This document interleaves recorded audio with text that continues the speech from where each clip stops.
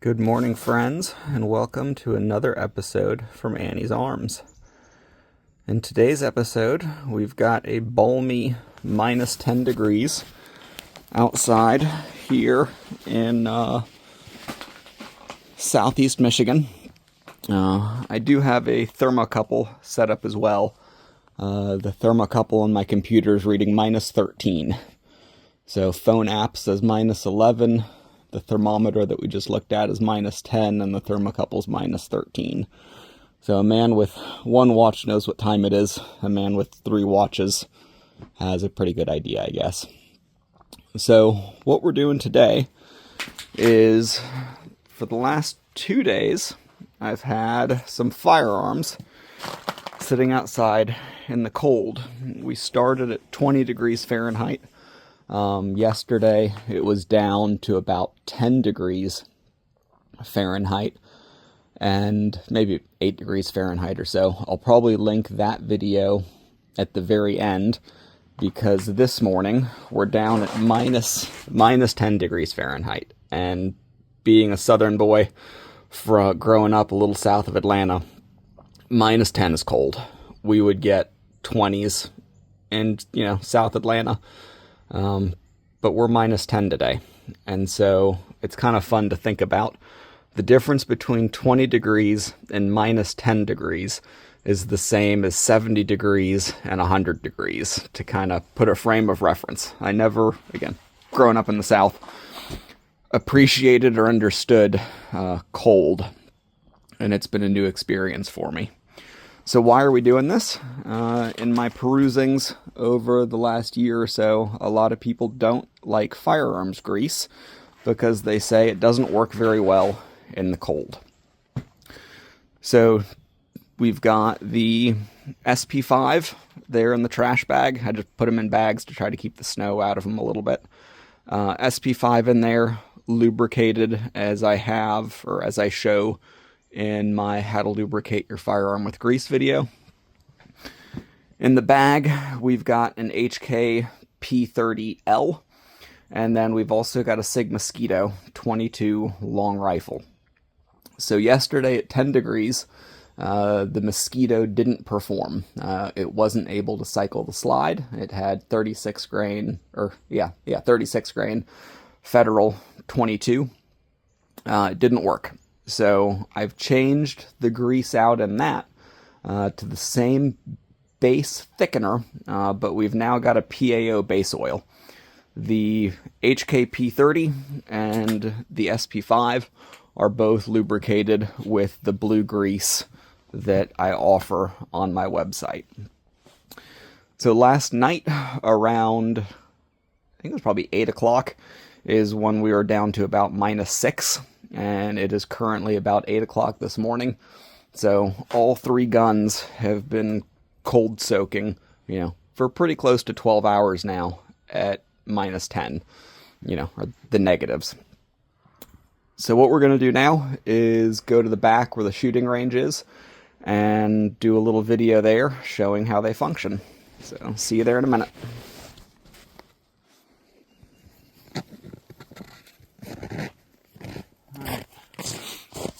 Alright, friends, we are at the back of the property where we've got our shooting range.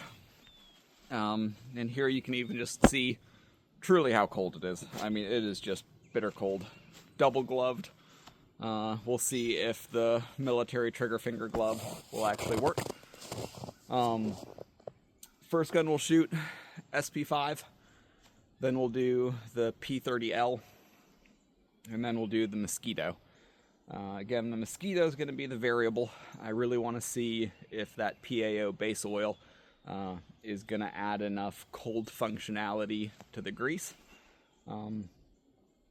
Ammo-wise, in the SP5 and the P30L, we've got Federal 124 grain American Eagle ammo in it. And all the guns have one in the chamber. They had one all night.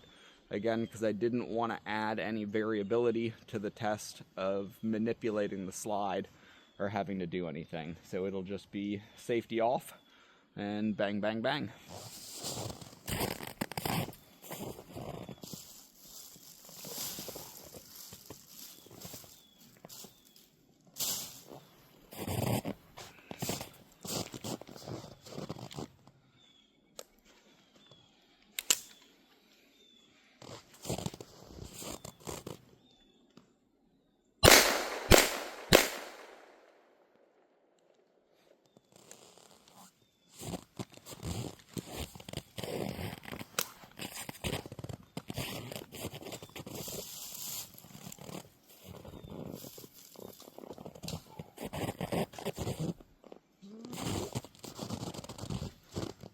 the glove will quite let me get into the P30. Alright, we're just gonna...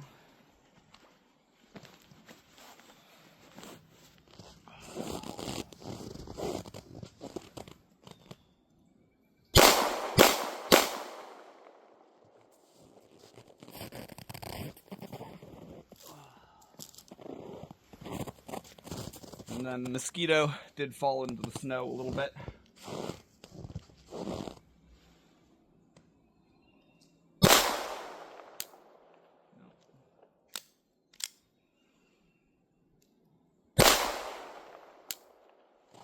No, so PAO base oil and the underpoweredness of 22 still isn't enough.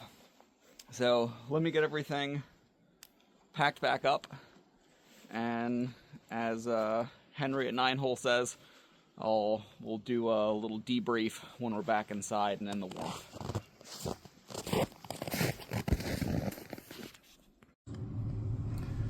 All right, friends, we are back inside in the warmth and at least derobed a little bit. So we still have some snow on the Mosquito, and it looks like the SP5 is starting to frost over nicely. Now that we've still got a cold gun in a warm environment.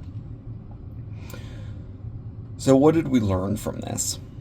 So the first thing that we learned, and the reason I really wanted to do this, is the misnomer that when things get cold, or when gun grease gets cold, you lose some functionality.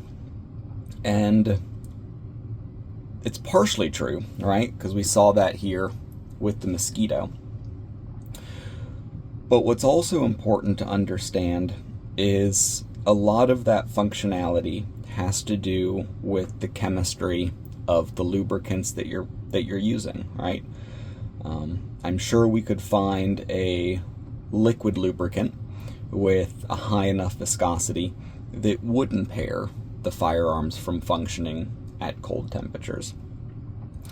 But with good chemistry and good selection, you can still get performance. The other thing to keep in mind is that cold makes everything harder. Chemical reactions even slow down at the very cold temperatures. And I think that's mostly what we saw here in the Mosquito. 20A, I will add the caveat, mosquitoes are not exactly known for their reliability, right? I think it was probably one of SIG's first kind of failures or mess-ups in the market. That being said, in normal temperatures, my Mosquito has been phenomenally reliable. I keep it on me most of the time around the property, just because of raccoons and little critters that might try to get to our chickens. And it's really been fantastic. I've shot many thousands of rounds through it, and it does just work. So for me, it was also a good learning experience of what are the limitations of the Mosquito here around the property in southeast Michigan. And so, yeah, part of the reason that I think the Mosquito started to slow down on us and not work so well is in the cold, we're losing some of the speed of the chemical reaction there in the 22, and it's just already at that borderline of performance.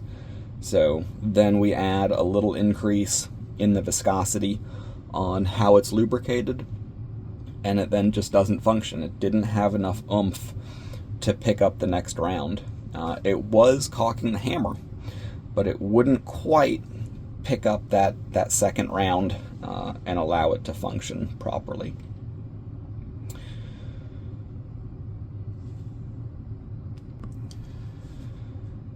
The other thing that's important is I'm not trying to stress or say the grease that I offer is really any better than anybody else's lubricant out there.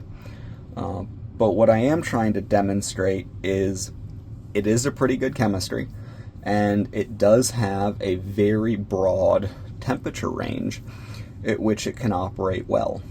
So I did this test last year as well. I didn't document the testing quite as thoroughly, but at that point I was using a Smith & Wesson M&P Shield, which is my typical carry firearm, and so I did do the testing there, and so it also functioned perfectly in the Shield.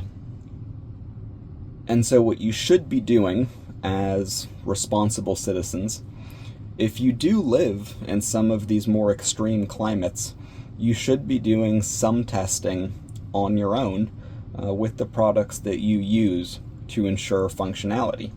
Again, I was really hoping that the base oil change in the Mosquito was going to get it to function. Granted, we're 20 degrees colder, so at 10 degrees Fahrenheit, I had the Mosquito lubricated with the grease that I offer, and here at minus 10, I did have another grease, so it's the same thickener chemistry, but instead of using a group 1 or a group 2 base oil, it uses a PAO, polyalpha olefin base oil. And I was really hoping that the lower viscosity and the improved performance that you can get with a PAO was going to be able to kick the Mosquito over. As we have some more cold temperatures these next few weeks, I may take this guy back out again with the PAO base oil in 10 degree Fahrenheit temps and see. I might not, because it is just cold and I don't know how much value that's going to add, but I might do that. Alright, so thanks again for watching, and hopefully this simple test has demonstrated or given you guys at least a little more confidence in the products that I offer at anniesarms.com and the thoroughness that I'm at least trying to do for you guys in the space of lubrication and our firearms. So thanks for watching. Feel free to hit the like and subscribe button, and see you next time. Bye.